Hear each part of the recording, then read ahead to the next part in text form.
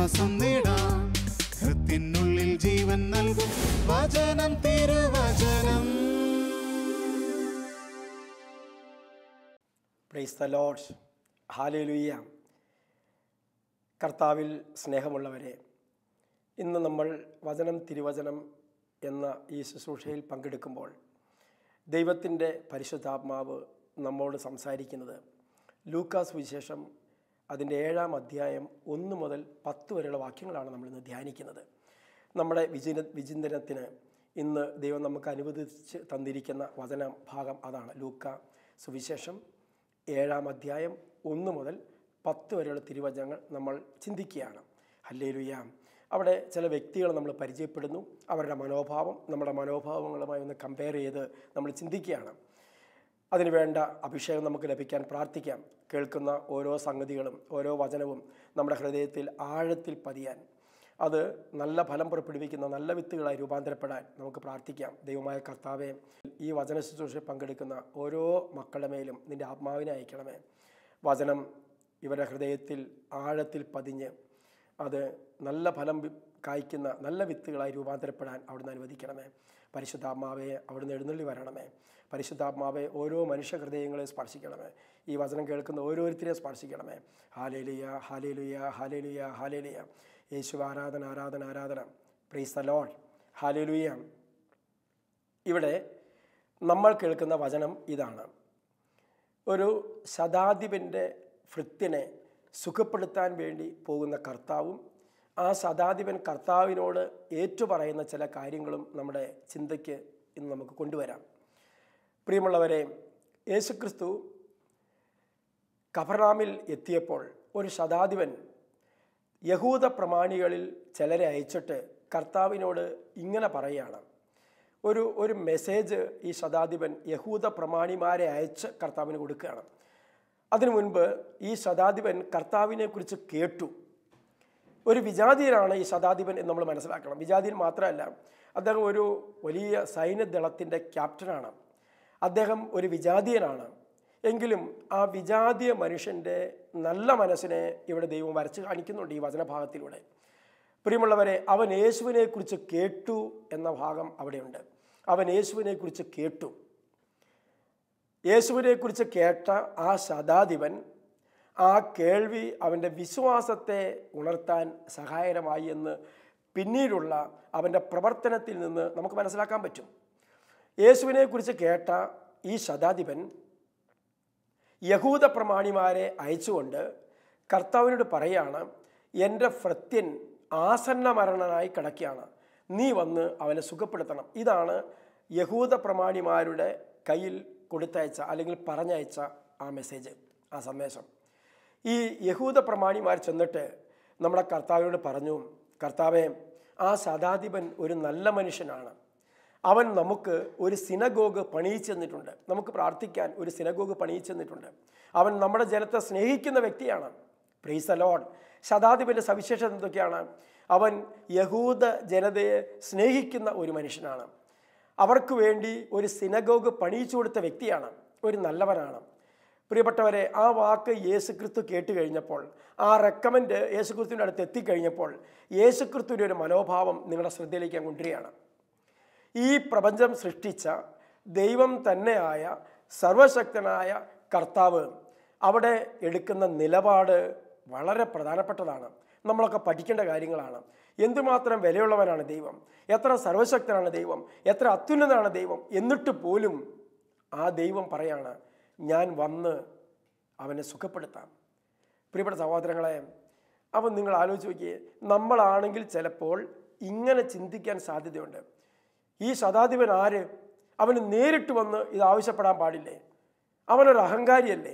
അവൻ കുറച്ച് പേരെ അയച്ചിരിക്കുന്നു എന്നോട് പറയാൻ. അവൻ ഇങ്ങനെ മെസ്സേജ് ചോദിച്ചാൽ കൊടുത്തയക്കുമ്പോൾ അങ്ങോട്ട് ചെല്ലാൻ പാകത്തിന് ഞാനെന്താ വില പറഞ്ഞ ആളാണോ? അങ്ങനെ വേണമെങ്കിൽ കർത്താവിന് ചിന്തിക്കാമായിരുന്നു. പക്ഷേ ഞാനിവിടെ ചിന്തിക്കുകയാണ്, ഞാനിവിടെ മനസ്സിലാക്കുകയാണ് നമ്മുടെ കർത്താവിൻ്റെ ഒരു എളിമ, നമ്മുടെ കർത്താവിൻ്റെ ഒരു സ്നേഹം. പ്രിയപ്പെട്ടവരെ, ആ യഹൂദ പ്രമാണിമാരുടെ കൂടെ ഒരു വിജാതീയൻ്റെ വീട്ടിലേക്ക് അവൻ്റെ ഭൃത്യനെ സുഖപ്പെടുത്താൻ പോകുന്ന കർത്താവിൻ്റെ മനോഭാവം നിങ്ങളുടെ ഹൃദയത്തിൽ ഇപ്പോൾ രൂപപ്പെട്ടു വരട്ടെ. Price the Lord. ഹല്ലേലൂയ. പ്രിയപ്പെട്ടവരെ, അതിലൂടെ എന്താ ഈശോ നമ്മോട് സംസാരിച്ചത്? കർത്താവിൻ്റെ ആവശ്യം ഉള്ള ഒരു സ്ഥലത്തേക്ക്, അത് മറ്റുള്ളവരുടെ ഒരഭ്യർത്ഥന മൂലമാണെങ്കിലും പോകാൻ തയ്യാറാകുന്ന നമ്മുടെ ദൈവം. Price the Lord. അത്രമാത്രം എളിമ കാണിക്കുന്ന നമ്മുടെ ദൈവം, അത്രമാത്രം ഒരു വ്യക്തിയുടെ കാര്യത്തിൽ ഇടപെടാൻ മനസ്സുള്ള നമ്മുടെ ദൈവം. Price the Lord. ഹല്ലേലൂയ. ഒരുപക്ഷെ നമ്മുടെ ഒരു ആവശ്യത്തിന് നമ്മൾ മറ്റൊരാളെ പറഞ്ഞു വിട്ടാൽ നമുക്ക് ഇതേ മനോഭാവം സ്വീകരിക്കാൻ പറ്റുമോ? നമ്മൾ എന്ത് മനോഭാവത്തിൽ അതിനെതിരെ പ്രതികരിക്കും എന്ന് നമ്മൾ ചിന്തിച്ചു നോക്കണം. ഇവിടെ കർത്താവ് പറയാണ്, കർത്താവ് പൂവാണ്. എത്ര മനോഹരമായിട്ടാണ് ദൈവം ആ സംഗതിയെ എടുക്കുന്നത്. ഈ ഒരു മനോഭാവത്തിലേക്ക് ഓരോ ക്രൈസ്തവ ജീവിതവും മാറേണ്ടതല്ലേ പ്രിയപ്പെട്ടവരെ? അഹങ്കാരമില്ലാതെ, ഔന്നത്യമില്ലാതെ എളിയവരുടെ തലത്തിലേക്ക് ഇറങ്ങി വന്ന് എൻ്റെ ആവശ്യം എവിടെയുണ്ടോ അവിടേക്ക് പോകാൻ ഒരു മനസ്സ് എനിക്കുണ്ടാകണ്ടേ? അതല്ലേ ക്രൈസ്തവ ജീവിതം നമ്മളിൽ നിന്ന് ആവശ്യപ്പെടുന്ന ഒരു മനോഭാവം? അതല്ലേ നമ്മുടെ ഗുരുനാഥനായ യേശുക്രിസ്തു നമ്മളെ പഠിപ്പിച്ച ഒരു മനോഭാവം? ആ മനോഭാവത്തിൻ്റെ ഔന്നത്യത്തിലേക്ക് വളരാൻ ഈ വചനം നമ്മളെ ക്ഷണിക്കുകയാണ്. ഇനി ശതാധിപൻ്റെ ഒരു മനോഭാവത്തിലേക്ക് നമ്മളൊന്ന് തിരിഞ്ഞു നടക്കാൻ പോവുകയാണ്. ശതാധിപൻ തൻ്റെ ഭൃത്തിന് വേണ്ടിയിട്ടാണ് ഈ റെക്കമെൻഡ് നടത്തുന്നത്. എന്ന് വെച്ചാൽ അദ്ദേഹം വലിയ ധനാഠ്യനാണ്, വലിയ നിലയും വിലയുള്ള ആളാണ്. ഒരു പാവപ്പെട്ട ഭൃത്തിന് വേണ്ടി ഇങ്ങനത്തെ ഒരു സ്റ്റാൻഡ് സ്വീകരിക്കേണ്ട കാര്യമുണ്ടോ? സത്യത്തിൽ എൻ്റെ സഹോദരങ്ങളെ, സമൂഹത്തിൽ ധനാഠ്യന്മാരോട് ഇതിലൂടെ കർത്താവ് സംസാരിക്കുന്ന ഒരു സന്ദേശമുണ്ട്. നിൻ്റെ പറമ്പിൽ പണിയെടുക്കുന്ന ആൾ, നിൻ്റെ അടുക്കളയിൽ ജോലി ചെയ്യുന്ന ആൾ, നിൻ്റെ ഓഫീസിൽ ജോലി ചെയ്യുന്ന ആൾ, ആ വ്യക്തിയോട് നിനക്കുണ്ടായിരിക്കേണ്ട ഒരു മനോഭാവം, ഇത് കർത്താവ് ഇതിലൂടെ നമ്മളോട് സംസാരിക്കുകയാണ്. പ്രിയപ്പെട്ടവരെ, അവൻ ആസന്ന മരണനായി, അവൻ തൻ്റെ യജമാനന് പ്രിയങ്കരനായിരുന്നു. ഇവിടെ സേവനം ചെയ്യുന്നവർക്കും കർത്താവ് നൽകുന്ന ഒരു മുന്നറിയിപ്പുണ്ട്. ആ ഭൃത്യൻ ആ ഭവനത്തിൽ ജോലി ചെയ്യുമ്പോൾ അവൻ തൻ്റെ യജമാനന് പ്രിയപ്പെട്ടവനായിരുന്നു. നമ്മുടെ ഓഫീസിൽ നമ്മൾ മറ്റുള്ളവർക്ക് പ്രിയപ്പെട്ടവരാണോ? നമ്മൾ ജോലി ചെയ്യുന്ന സ്ഥലങ്ങളിൽ നമ്മുടെ യജമാനന്മാർക്ക്, നമ്മുടെ അധികാരികൾക്ക്, നമ്മുടെ പ്രിയപ്പെട്ടവർക്ക് നമ്മൾ പ്രിയപ്പെട്ടവരായി മാറിയിട്ടുണ്ടോ എന്ന് ആ മേഖലയിലുള്ളവരും ഈ വചനത്തിൻ്റെ വെളിച്ചത്തിൽ ചിന്തിക്കേണ്ടത് ആവശ്യമാണ്. ഈ ഭൃത്യൻ തൻ്റെ യജമാനന് പ്രിയങ്കരനായിരുന്നു, പ്രിയപ്പെട്ടവനായിരുന്നു.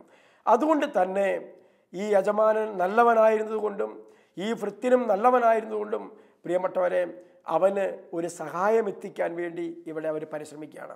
ഇനി നല്ല പ്രിയപ്പെട്ട സേവകരാണെങ്കിൽ പോലും യജമാനന്മാർ അവഗണിക്കാറുണ്ട് എന്നുള്ളത് ലോക ചരിത്രത്തിൻ്റെ ഗതിയാണ്. Price the Lord. പക്ഷേ ഇവിടെ ഈ ഭൃത്യൻ്റെ ആവശ്യത്തിന് വേണ്ടി ഈ യജമാനൻ തൻ്റെ യഹൂദ പ്രമാണിമാരെ ചിലരെ അയച്ച് നമ്മുടെ ദൈവത്തെ ആ ഭവനത്തിലേക്ക് ക്ഷണിക്കുകയാണ്.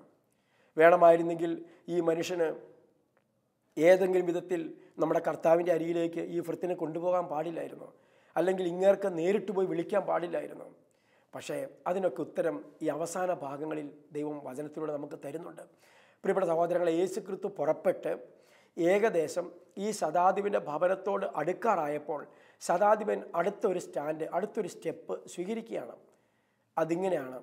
ഈ ശതാധിപൻ തൻ്റെ സ്നേഹിതരിൽ ചിലരെ അയച്ച്, ആദ്യം യഹൂദ പ്രമാണിമാരെ അയച്ചു, രണ്ടാമത്തെ സ്റ്റെപ്പിൽ സ്നേഹിതന്മാരായ വളരെ ഇൻറ്റിമേറ്റ് ആയിട്ടുള്ള ഫ്രണ്ട്സിനെ അയച്ചിട്ട് കർത്താവിനോട് പറയാണ്, കർത്താവേ, നീ എൻ്റെ ഭവനത്തിൽ പ്രവേശിക്കാൻ എനിക്ക് യോഗ്യതയില്ല. ഒരു ശതാധിപൻ്റെ തിരിച്ചറിവ്, ഒരു വിജാതിൻ്റെ തിരിച്ചറിവ് അഹങ്കാരികളായ നമ്മളെ ഒരു പാഠം പഠിപ്പിക്കുന്നുണ്ട്. Hallelujah, praise the Lord. എന്താ അത്?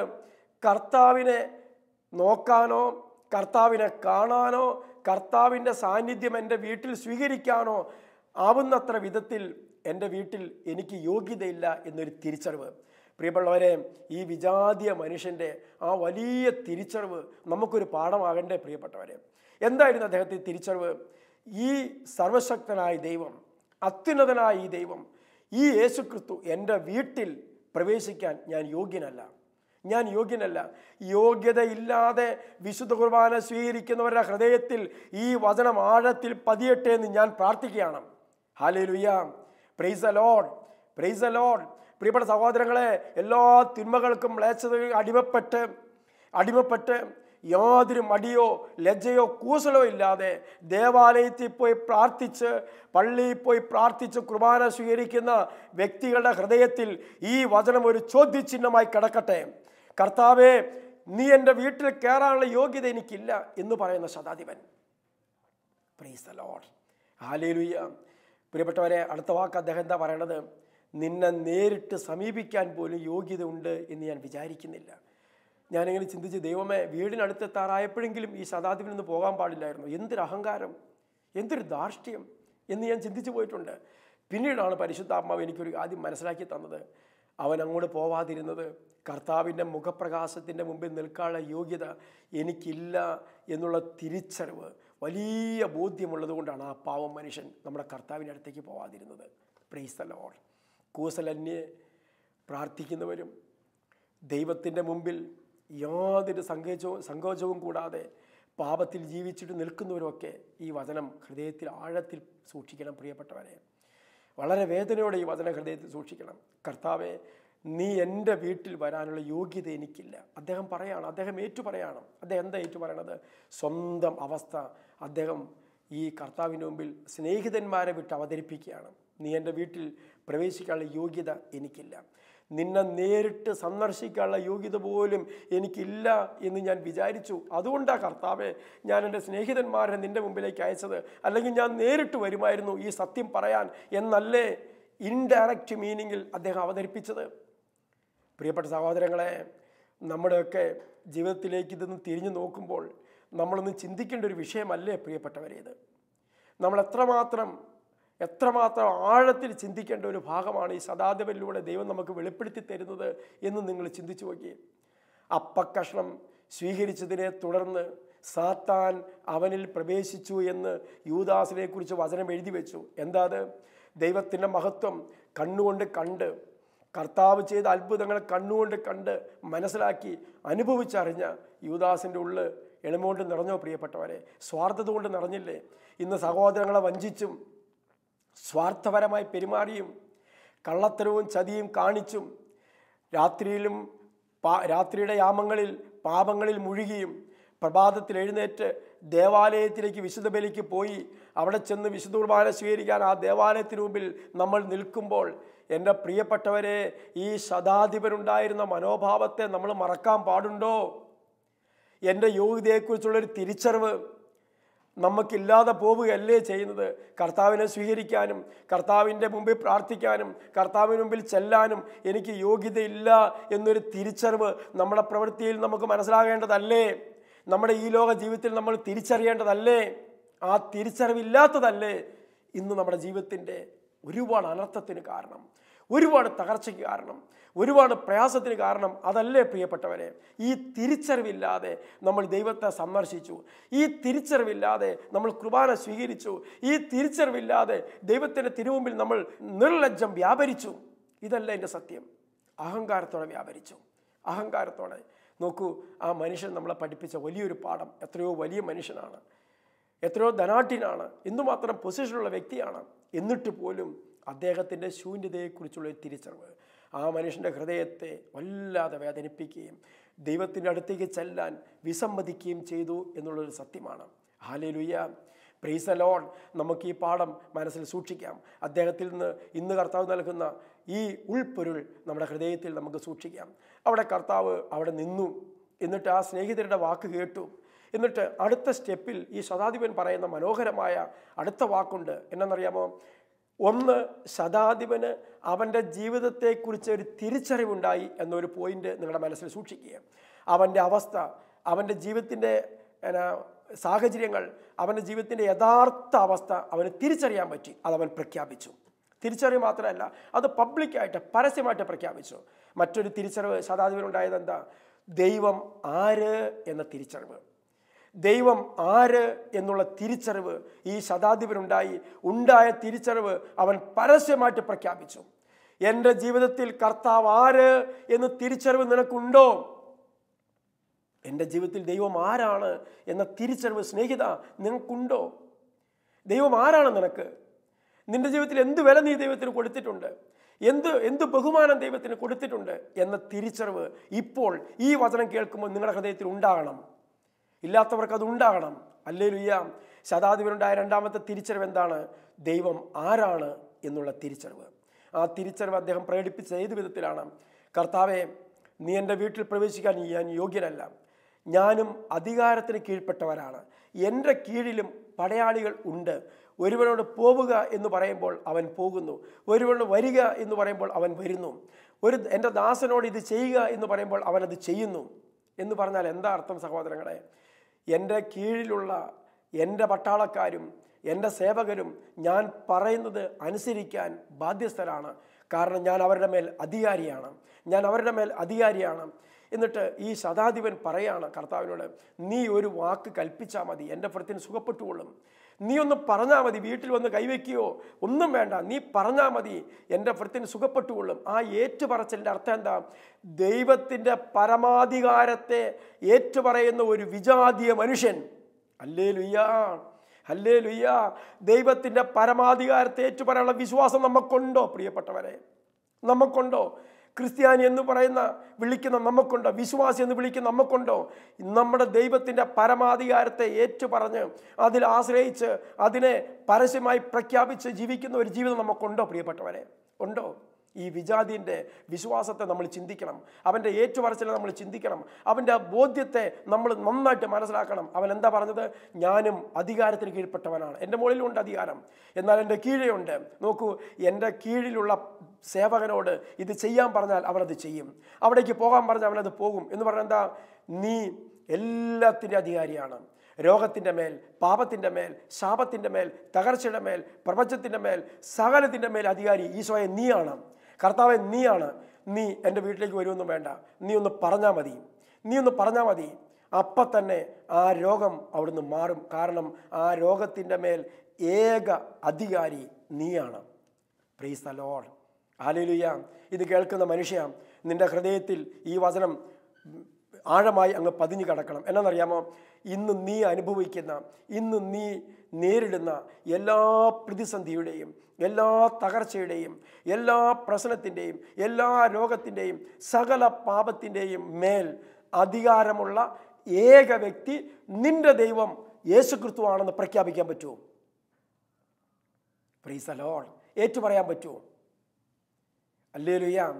എങ്കിൽ കർത്താവിൻ്റെ രക്ഷയുടെ അനുഭവം നിനക്ക് സ്വന്തമാണ്. അത് ഏറ്റുപറഞ്ഞാൽ, അത് വിശ്വസിച്ചാൽ, അത് പ്രഖ്യാപിച്ചാൽ കർത്താവിലൂടെ ദൈവം സജ്ജമാക്കിയിരിക്കുന്ന രക്ഷാകര അനുഭവം നിനക്ക് സ്വന്തമായി സ്വീകരിക്കാൻ പറ്റും.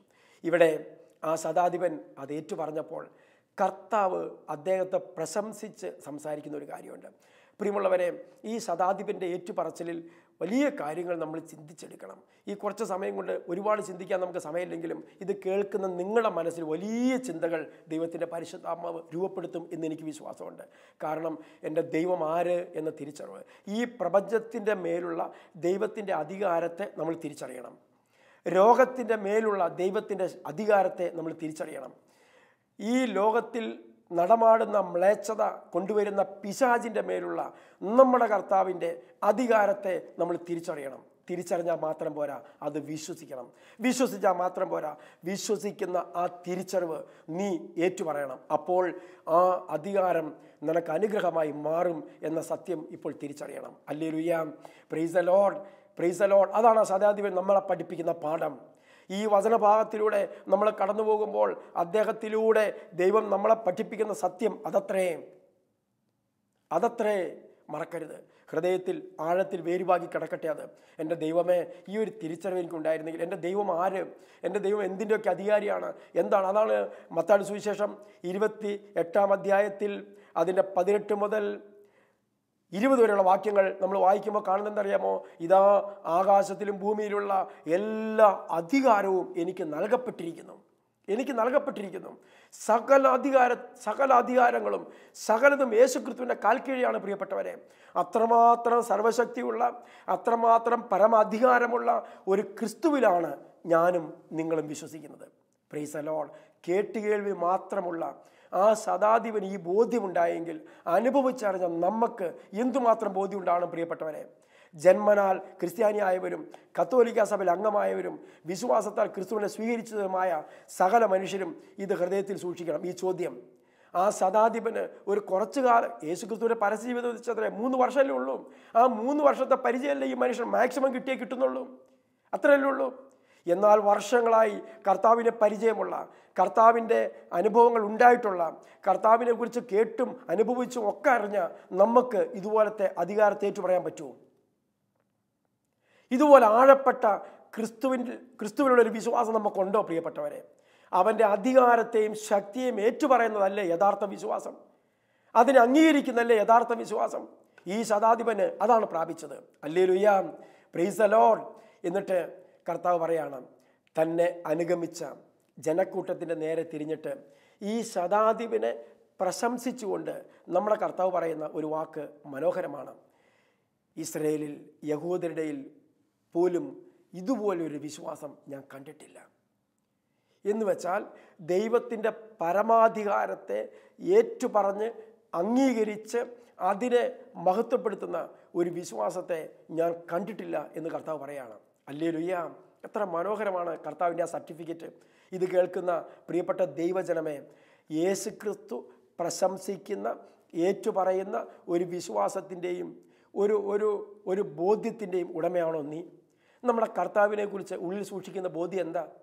നമ്മുടെ കർത്താവിനെക്കുറിച്ച് ഉള്ളിൽ കരുതിയിരിക്കുന്ന എന്താ? പ്രത്യേകം അതിനെക്കുറിച്ച് നമ്മൾ ചിന്തിക്കണം, നമ്മളതിനെക്കുറിച്ച് ഓർക്കണം. എൻ്റെ സഹോദരങ്ങളെ, തന്നെ അനുഗമിച്ച ജനക്കൂട്ടത്തിനെ നേരെ തിരിഞ്ഞിട്ട് നമ്മളെ കർത്താവ് വിളിച്ചു പറഞ്ഞ എന്താണെന്നറിയാമോ? ഇസ്രായേലിൽ പോലും ഇതുപോലുള്ളൊരു വിശ്വാസം, യഹൂദരിടയ്ക്ക് ഇതുപോലൊരു വിശ്വാസം ഞാൻ കണ്ടിട്ടില്ല ഈ ശതാധിപനെ പോലെ. എന്താ അദ്ദേഹത്തിൻ്റെ ഉറപ്പ്, എന്താ അദ്ദേഹത്തിൻ്റെ ആ ഒരു ബോധ്യം? എൻ്റെ പ്രിയപ്പെട്ടവരെ, നമ്മുടെ ഹൃദയത്തിൽ ഇത് നിറയാൻ നമുക്ക് പ്രാർത്ഥിക്കാം. എൻ്റെ കർത്താവേ, നിന്നിൽ വെറുതെ അങ്ങ് വിശ്വസിക്കുന്നവരോ വെറുതെ നിന്നെ പിൻചൊല്ലുന്നവരോ ആയി മാറാതെ, കർത്താവെ, ഒരു ഉറപ്പിൻ്റെ തലത്തിൽ നിന്ന്, ഒരു ബോധ്യത്തിൻ്റെ തലത്തിൽ നിന്ന്, ശക്തമായ ഒരു അനുഭവത്തിൻ്റെ തലത്തിൽ നിന്ന് എൻ്റെ ദൈവം സർവശക്തനാണ് എന്ന് ഏറ്റുപറയുന്ന ഒരു ഉത്തമ ബോധ്യത്തിൽ നിന്ന് ഇത് പ്രഖ്യാപിക്കാനും ഇത് ജീവിക്കാനും ഞങ്ങളെ സഹായിക്കണം. കർത്താവ് പ്രശംസിക്കുന്ന ഒരു വിശ്വാസത്തിൻ്റെ ഉടമയായി ഞാനും നിങ്ങൾ മാറണം. Hallelujah, praise the Lord. കർത്താവ് പ്രശംസിക്കുന്ന ഒരു വിശ്വാസത്തിൻ്റെ, ഒരാത്മീയ ജീവിതത്തിൻ്റെ ഉടമയായി ഞാൻ നിങ്ങൾ മാറണമെന്നാണ് ഈ സത്യം നമ്മളെ പഠിപ്പിക്കുന്നത്. നമുക്ക് അതിനുവേണ്ടി പ്രത്യേകം പ്രാർത്ഥിക്കാം. പ്രിയപ്പെട്ട സഹോദരങ്ങളെ, ലൂക്കാ സുവിശേഷം 7-ാം അധ്യായം 1 മുതൽ 10 വരെയുള്ള വാക്യങ്ങളിലൂടെ നമ്മൾ കടന്നുപോയപ്പോൾ ഒരുപാട് ചിന്തകൾ ദൈവം നമ്മുടെ ബോധ്യതലത്തിൽ നിക്ഷേപിച്ചിട്ടുണ്ട്, നമ്മുടെ അനുഭവതലത്തിൽ നിക്ഷേപിച്ചിട്ടുണ്ട്. ഞാൻ ഓർക്കുകയാണ് ഇത് ഏറ്റുപറഞ്ഞ ഒരു മനുഷ്യൻ്റെ സംഭവം. ഒറീസയിൽ ഒരു പാവപ്പെട്ട ചെറുപ്പക്കാരനെ ജീവനോടെ കുഴിച്ചുമൂടാൻ നേരത്ത് അദ്ദേഹം വിളിച്ചു പറഞ്ഞൊരു വാക്ക് എന്നാണെന്നറിയാമോ? നിങ്ങൾ എന്നെ കൊന്നിട്ട് കുഴിച്ചു മൂടുക. പ്രിയപ്പെട്ടവരെ, പക്ഷെ അവർ കൂട്ടാക്കിയില്ല. ജീവനോടെ അദ്ദേഹത്തെ മണ്ണിനടിയിലേക്ക് കുഴിച്ചു മൂടുമ്പോൾ ആ മനുഷ്യൻ്റെ ഹൃദയത്തിൽ നിന്ന് ഉയർന്ന ഒരു പ്രാർത്ഥനയുണ്ട്. എൻ്റെ ദൈവം സർവശക്തനാണ്, എൻ്റെ ദൈവം അത്യുന്നതനാണ്, എൻ്റെ ദൈവം സകലത്തിൻ്റെയും അധികാരിയാണ്. ഞാൻ ഈ മണ്ണിനടിയിൽ കിടന്ന് ശ്വാസകോശത്തിനകത്തേക്ക് മണ്ണ് കയറി മരിക്കുമ്പോഴും എൻ്റെ ദൈവം വലിയവനാണ് എന്ന് പ്രഖ്യാപിച്ചുകൊണ്ടാണ് അദ്ദേഹം ആ മരണക്കുഴിയിലേക്ക് നീങ്ങുന്നത്. പ്രിയപ്പെട്ടവരെ, വിശ്വാസത്തെ ഉപേക്ഷിക്കാതെ അത് ഏറ്റുപറഞ്ഞ് മരണത്തെ മുഖാഭിമുഖം കണ്ട് മുൻപോട്ട് നീങ്ങിയ ചെറുപ്പക്കാരനെ ജീവനോടെ അവർ മണ്ണിനടിയിൽ കുഴിച്ചു മൂടി. Hallelujah, hallelujah. ദാനിയേലിൻ്റെ പുസ്തകത്തിൽ നമ്മൾ വായിക്കുന്നുണ്ട് 3-ാം അധ്യായത്തിൽ വലിയ തീച്ചുളയിലേക്ക് അവർ എടുത്തെറിയുമ്പോൾ ആ രാജാവിനോട് അവർ പ്രഖ്യാപിച്ച, ഈ അഗ്നിയിൽ ഞങ്ങളെ രക്ഷിക്കാൻ കഴിവുള്ളവനാണ് ഞങ്ങളുടെ കർത്താവ്. ഇനി രക്ഷിച്ചില്ലെങ്കിൽ പോലും ഞങ്ങൾ ദൈവത്തെ അല്ലാതെ ആരാധിക്കില്ല, ഞങ്ങൾ ദൈവത്തെ അല്ലാതെ ആരാധിക്കില്ല. ആ ഒരു ദൈവത്തിൻ്റെ ആ അനന്ത ശക്തിയെ പ്രഖ്യാപിച്ച ഇവരെ പോലെ, ഈ ശതാധിപനെ പോലെ, ഈ ദാനിയേലിൻ്റെ പുസ്തകത്തിൽ നമ്മൾ വായിക്കുന്ന ദാനിയേലും കൂട്ടുകാരെ പോലെ നമ്മുടെ വിശ്വാസത്തെ നമുക്ക് ഉറപ്പിക്കാം. വിശ്വാസം മാത്രമല്ല, ശതാധിപനും യേശുക്രിസ്തുവിനുണ്ടായിരുന്ന 2 പേരുടെ മനോഭാവത്തെ സ്വന്തമാക്കി നമ്മുടെ ക്രൈസ്തവ ജീവിതത്തെ കെട്ടിപ്പടുക്കാൻ ഈ വചനം നിങ്ങളെ സഹായിക്കട്ടെ എന്ന് ഞാൻ പ്രാർത്ഥിക്കുകയാണ്. കരങ്ങൾ കൂപ്പി നമുക്ക് നമ്മുടെ ദൈവത്തോട് പ്രാർത്ഥിക്കാം. ദൈവമേ, കണ്ടതും കേട്ടതും രുചിച്ചതും മണത്തതും അനുഭവിച്ചതുമായ ഈ ബോധ്യതലങ്ങളിൽ നിന്ന് ഞങ്ങളുടെ വിശ്വാസത്തെയും ഞങ്ങളുടെ ചൈതന്യത്തെയും അവിടുന്ന് വർദ്ധിപ്പിക്കണമേ. ഈശോ ആരാണെന്ന് ലോകത്തിൻ്റെ സമക്ഷെ ഏറ്റുപറഞ്ഞ് അതുള്ളിൽ ബോധ്യതലത്തിൽ സ്വീകരിച്ച് ജീവിക്കാൻ അനുഗ്രഹം നൽകണമേ. ശതാധിപനെ പോലെ ഏറ്റുപറയുന്ന ഉറപ്പുള്ള ഒരു വിശ്വാസത്തിൻ്റെയും ബോധ്യത്തിൻ്റെയും ഒരു ആത്മീയ ജീവിതം നയിക്കാൻ ഞങ്ങൾക്ക് ഇടവരുത്തണമേ. പരിശുദ്ധാത്മാവേ, ഈ വചന ശുശ്രൂഷ ഇവരെ അതിനെ സഹായിക്കട്ടെ എന്ന് പ്രാർത്ഥിക്കുകയാണ്. യേശുക്രിസ്തുവിൻ്റെ നാമത്തിൽ ആമേൻ. ഹല്ലേലൂയ, പ്രൈസ് ദി ലോർഡ്. യേശുവേ നന്ദി, യേശുവേ സ്തുതി.